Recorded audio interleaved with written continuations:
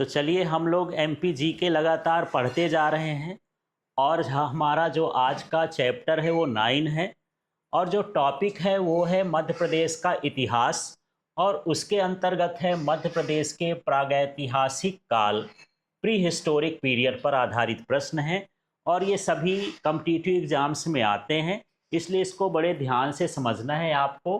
तो इसका पहला प्रश्न देखते हैं। मध्य प्रदेश में प्रागैतिहासिक काल के पाषाण उपकरणों की खोज सर्वप्रथम 1867 में किसने की थी? तो ये जो पाषाण उपकरण हैं, जो पत्थर से बने हुए औजार होते हैं, बर्तन होते हैं, उनको हम क्या बोलते हैं? पाषाण उपकरण। ठीक है, तो इसकी खोज 1867 में किसने की थी? डॉक्टर सीएल कार्लाइल ने की थी। याद हो गया किसने की थी पाषाण उपकरणों की खोज? Doctor C L Carlyle. थोड़ी सी इसकी व्याख्या भी समझते हैं तो कुछ और चीज़ें भी आपको समझ में आएंगी। तो देखिए, मध्य प्रदेश में पाषाणकालीन सभ्यता, पाषाणकालीन का मतलब उस समय पत्थरों से ही हर चीज़ बनाई जाती थी, तो उसको हम पाषाणकालीन कहते हैं। तो पाषाणकालीन सभ्यता की खोज का इतिहास काफ़ी पुराना है। सर्वप्रथम 1867 में डॉक्टर सीएल कार्लाइल, इनको याद रखना है, विंध्य क्षेत्र से लघु पाषाण उपकरण माइक्रोलिथिस खोजे थे। इसके बाद अन्य पुरातत्वविदों ने राज्य में खोज का कार्य आगे बढ़ाया।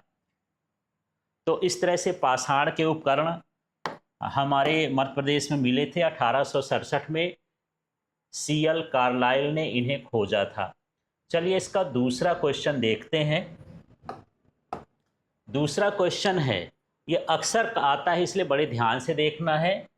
विश्व प्रसिद्ध भीम बैठका की गुफाओं की खोज वर्ष 1957-58 में किसके द्वारा की गई थी?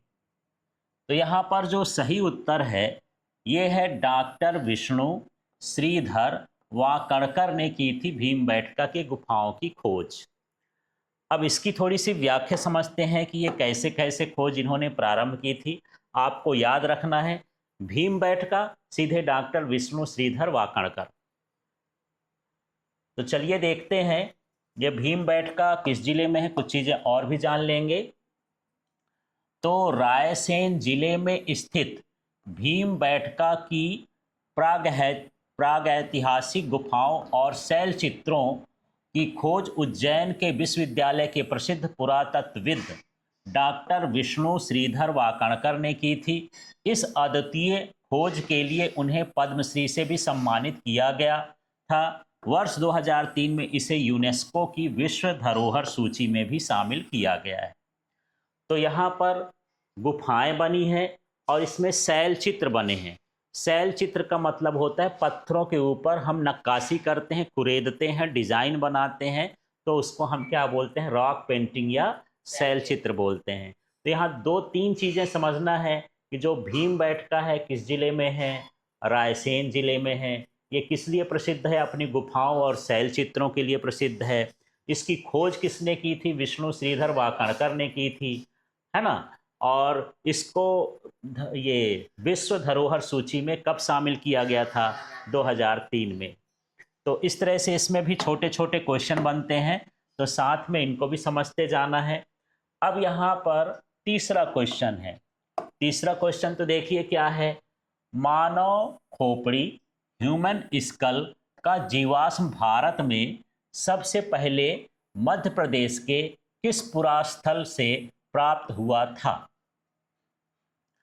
तो यहाँ पर जो सही उत्तर है ये हथनोरा है और ये कौन से जिले में है? सीहोर जिले में।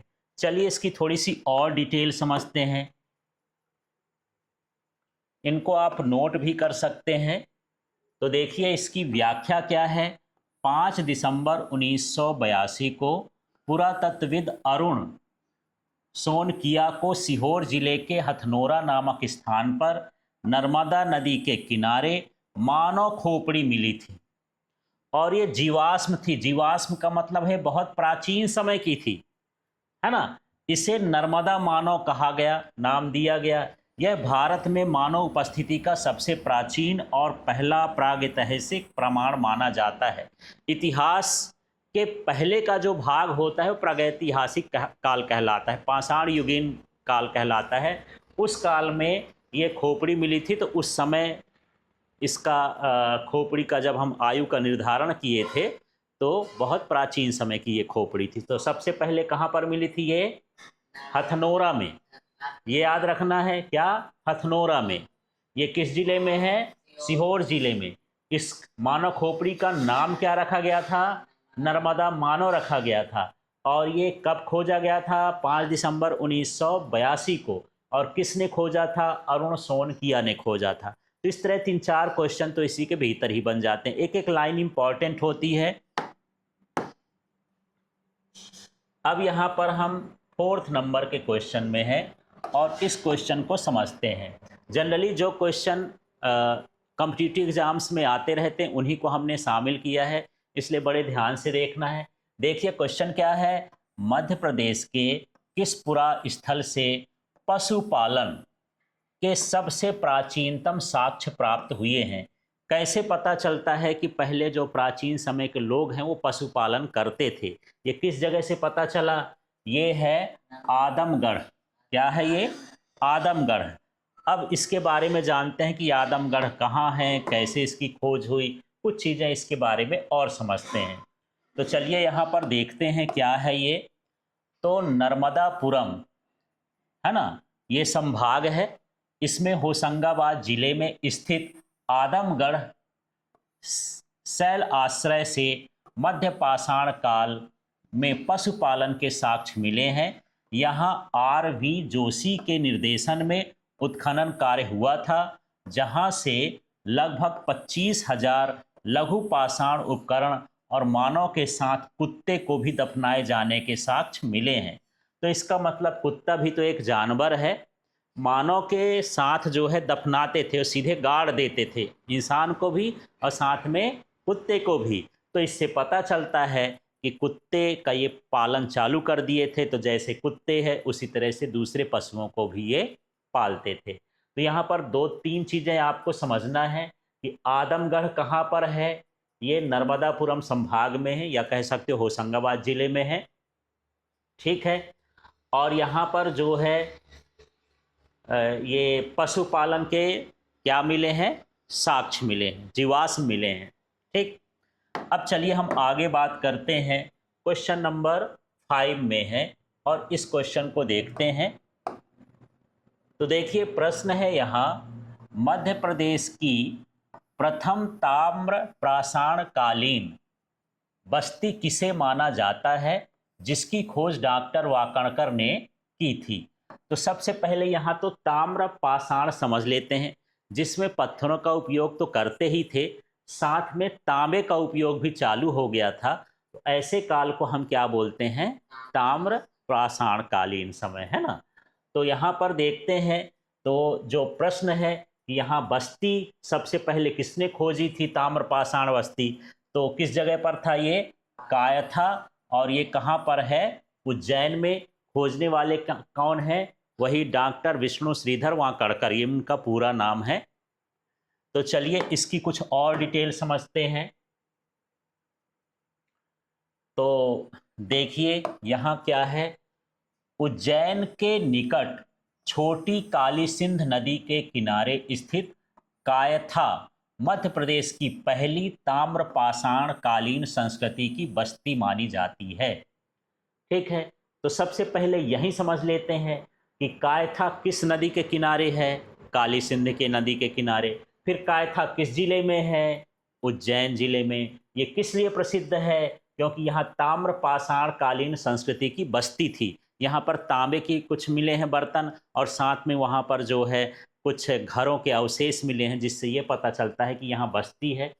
और ये कब खोजी गई थी? लगभग ये जो 2000 से 1800 ईसा पूर्व की है, माने जो हमारा अभी सन चल रहा है ना, उससे और 2000 पहले की है, ठीक है।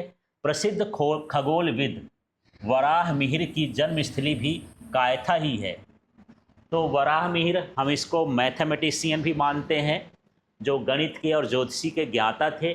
उनका जन्म स्थान भी कहाँ पर है? कायथा। तो दो तीन चीज़ें अब कायथा के लिए आपको समझना है कि कायथा उज्जैन में है, कायथा काली सिंध की नदी के किनारे है, यहाँ पर ताम्र पाषाण की बस्ती थी और ये वराहमिहिर का जन्म स्थान भी था। ठीक है, इस तरह से कुछ चीज़ें और इसमें समझ लेंगे। अब यहाँ पर हम छठवें क्वेश्चन में हैं और इसको समझते हैं। जनरली लोग इतिहास को भूल जाते हैं, तो कुछ कुछ पॉइंट बनाइए, अपने से नोट्स बनाइए। नोट्स तो मैं आपको भेज सकता हूँ, पर नोट्स भेजने से नहीं, आप इसको पढ़िए, पढ़ने के बाद अपने से नोट्स बनाइए, तब आपकी तैयारी होगी। दूसरे के नोट्स काम नहीं देते हैं, कुछ ज़रूरी चीज़ें आपको लिखना है। 8-10 क्वेश्चन रहते हैं, 10-15 मिनट का वीडियो रहता है, बड़े आराम से आप 15 मिनट बैठिए और इसको लिख सकते हैं। तो चलिए, यहाँ छठवां क्वेश्चन है, ताम्र पाषाण कालीन स्थल नवदा टोली, क्या नाम है? नवदा टोली के किस जिले में नर्मदा नदी के तट पर स्थित है? मध्य प्रदेश के किस जिले में है ये?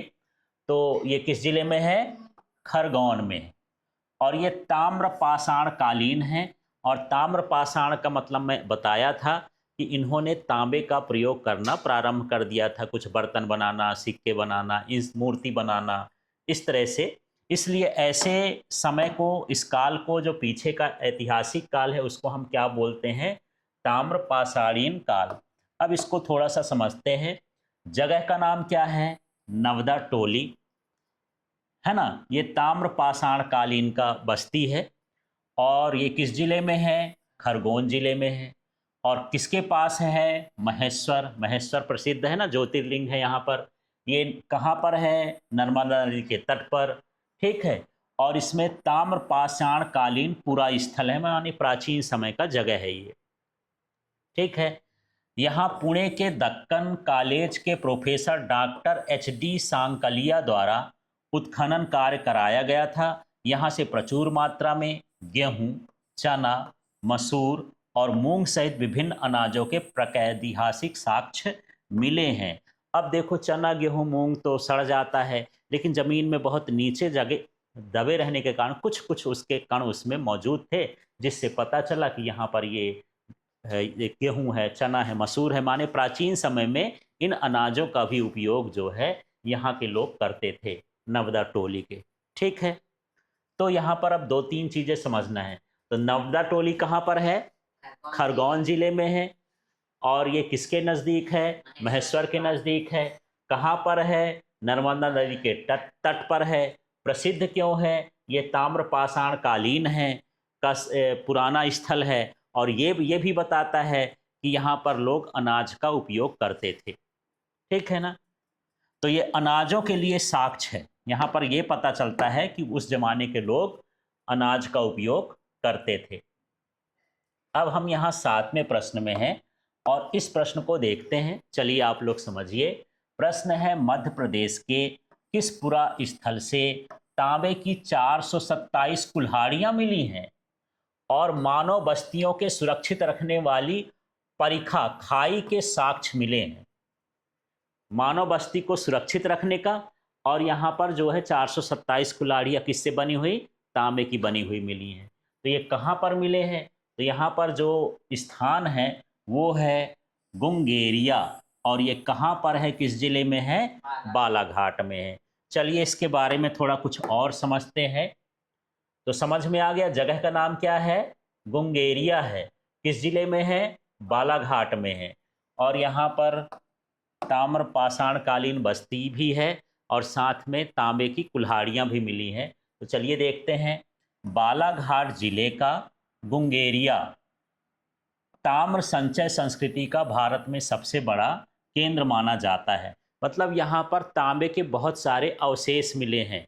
ठीक है। यहाँ से तांबे की 427 उपकरण, कुल्हाड़ियाँ और चांदी के 102 पत्थर प्लेट्स मिली हैं, जो प्रागैतिहासिक काल के धातु विज्ञान के विकास को दर्शाते हैं। मतलब ये है कि उस जमाने में उनको धातु निकालना आता था, धातु से बर्तन बनाना और विभिन्न प्रकार के उपकरण बनाना भी आता था। ये बताता है ये काल। चलिए, तो यहाँ पर समझ में आ गया। तो गुंगेरिया किस जिले में है? बालाघाट जिले में। किस लिए प्रसिद्ध है? ये ताम्र संचय का स्थल है, भारत में सबसे बड़ा केंद्र है। यहाँ पर उत्खनन के समय तांबे से बने उपकरण बहुत सारे मिले हुए हैं। ठीक है, अब हम यहाँ पर 8वें क्वेश्चन में हैं और इस क्वेश्चन को समझते हैं। तो चलिए देखिए, क्वेश्चन है विंध्य और सतपुड़ा अंचल की गुफाओं में मिलने वाले प्रागैतिहासिक शैल चित्रों में मुख्य रूप से किस रंग का प्रयोग बहुतायत किया गया है? अब शैल चित्र बताते हैं जब हम किसी पत्थर पर उकेरते हैं, डिजाइन बनाते हैं और उसमें रंग भी भर देते हैं, तो अधिकतर जो वहाँ पर गुफाएं थी उनमें कौन से रंग का प्रयोग किया गया था? तो सबसे ज़्यादा किसका? गेरुआ रंग का और सफ़ेद रंग का। ठीक है, गेरुआ का मतलब लाल है, थोड़ा पूरा लाल नहीं होता, गेरुआ आप समझते होंगे, है ना। ये कत्थे कलर का एक रंग होता है, मिट्टी खोदने से निकल आता है। तो चलिए अब इसके बारे में कुछ थोड़ा सा और जाने। तो भीमबैठका में भी गुफाएं हैं, आदमगढ़ में भी हैं, जावरा में जैसे प्रागैतिहासिक स्थलों पर बने चित्रों पर आदि मानव ने प्राकृतिक रंगों का उपयोग किया था। इनमें क्या था? गेरू। गेरू जो है हेमेटाइट होता है, रेड ऑक्साइड से बनता है, वैसे प्राकृतिक रूप से खनने से भी निकल आता है। इसका रंग कैसा होता है? लाल होता है। फिर चूना है या खड़िया जिससे है, उससे क्या बनाया गया? सफ़ेद रंग बनाया गया। ठीक है, और इसमें अधिक शिकार के, नृत्य के, जानवरों का चित्र बना हुआ है।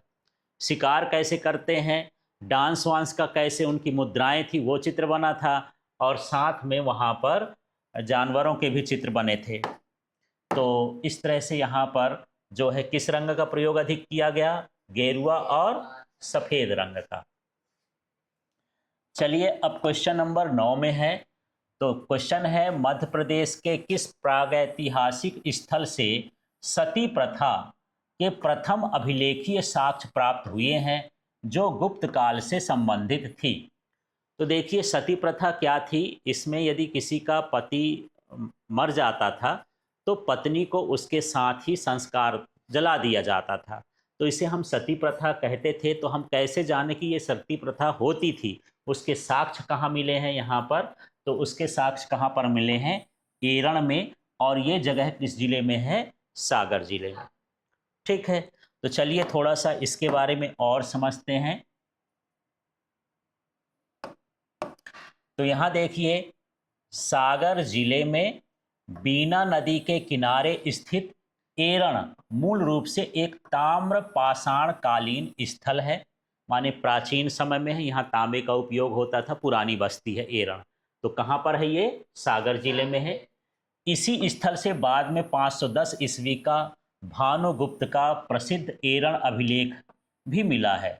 कुछ ताम्रपत्र में लिखे हुए अभिलेख भी मिले हैं जिसमें उनके गोपराज नामक सैनिक की मृत्यु पर उसकी पत्नी के सती होने का उल्लेख किया गया है। जो वहाँ पर अभिलेख मिला है, जो लेख किया गया है, अपनी भाषा में उस समय लिखे रहे होंगे, तो वहाँ पर लिखा हुआ है कि जब गोपराज नामक सैनिक मरा था तो उसकी पत्नी को भी उसी के साथ क्या किया गया था? सती के रूप में संस्कार कर दिया गया था। ठीक है, यह भारत में सती प्रथा का पहला लिखित ऐतिहासिक प्रमाण है ना। लोग तो सुनते हैं लेकिन यहाँ पर लिखा हुआ है। ठीक है, तो चलिए आगे का क्वेश्चन देखते हैं, और हम आ गए हैं 10वें क्वेश्चन में, और आज का ये जो है अंतिम क्वेश्चन है। हम 10-10 क्वेश्चन की सीरीज बनाए हैं, उसी के हिसाब से आपको देखना है। तो चलिए, प्रश्न क्या है? निम्नलिखित में से कौन सा प्रागैतिहासिक पुरा स्थल चंबल नदी के किनारे मंदसौर जिले में स्थित है? तो चलिए, यहाँ पर जो है वो है आवरा। अब इसकी व्याख्या समझते हैं, तब आपको सारी चीज़ें समझ में आएगी। तो चलिए इसको देखें क्या है। मंदसौर जिले में चंबल नदी के तट पर स्थित आवरा एक प्रमुख ताम्र पाषाण कालीन पुरा स्थल है। यहाँ डॉक्टर एच.वी. त्रिवेदी के निर्देशन में उत्खनन हुआ था। उत्खनन का मतलब खोदा गया था, जहाँ से रोमन सभ्यता के संपर्क को दर्शाने वाले मिट्टी के विशिष्ट बर्तन, प्राचीन काल के विभिन्न अनाज प्राप्त हुए हैं। तो ये आवरा है, चंबल नदी के तट पर है, मंदसौर जिले में है, जहाँ पर रोमन सभ्यता के संकेत मिले हैं कि एक सभ्यता दूसरे सभ्यता के संपर्क में थी। जैसे हम लोग अंग्रेजी का इस्तेमाल करने लगे तो हम ये जानते हैं कि यहाँ लोग अंग्रेज आए थे। तो इस तरह से यहाँ भी जो है मिट्टी के बर्तन, अनाज और ये रोमन सभ्यता के सारे कुछ प्रमाण मिले हुए हैं। तो आवरा इसलिए प्रसिद्ध है। तो इसी तरह के जीके के लिए आप इस चैनल को सब्सक्राइब कर लें। ये सभी एमपीपीएससी है, एसएससी है, व्यापम के जो एग्ज़ाम है, चाहे पुलिस कांस्टेबल हो, एसआई का हो या फिर पटवारी का हो, शिक्षक कैन परीक्षा हो, सारी परीक्षाओं में ये एग्ज़ाम में आता है। इसलिए आप लगातार इस चैनल से जुड़ जाएं।